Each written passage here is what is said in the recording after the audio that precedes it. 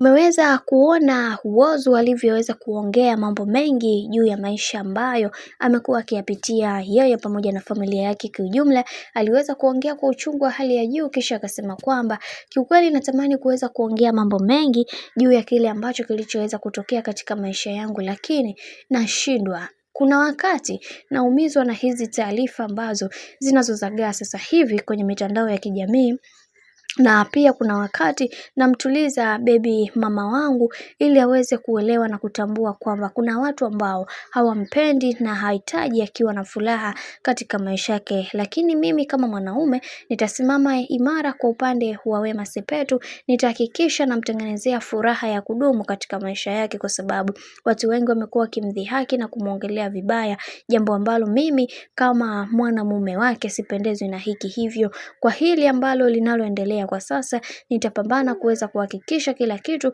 kinakuwa katika misingi na mikakati iliyo bora, kwa sababu sipendezwi na haya ambayo yanayoendelea, kwa sababu mimi ni moja kati ya mtu ambaye najielewa na najitambua pia. Kiukweli naongea ule uhalisia uliopo. Kuna mambo mengi ambayo yameweza kutokea katika maisha yangu, na mara zote nilitamani sana kuweza kutengeneza amani ya moyo wangu, lakini mambo yanakuwa tofauti na vile ambavyo nilivyokuweza kutegemea.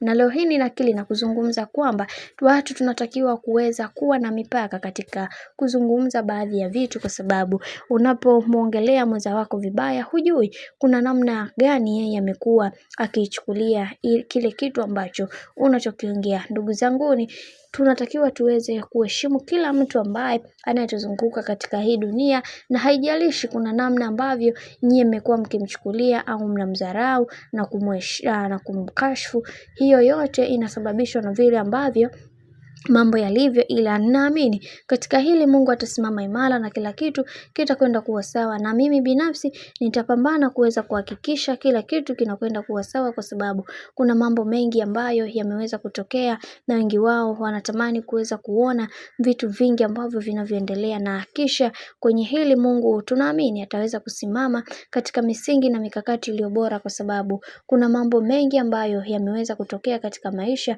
na wengi wao walitamani kuweza kuzungumza vingi katika hiki ambacho kinachoendelea. Lakini kwa upande wa Whozu aliweza kusimama na kuzungumza kwamba kama mwanaume atapambana kuweza kumtetea mke wake kwa hali na mali ile, kwa sababu binadamu ameumbiwa maneno, hivyo hayo maneno yeye atapambana nayo kuweza kuhakikisha mke wake anakuwa imara na kusimama kwa wakati mwingine tena.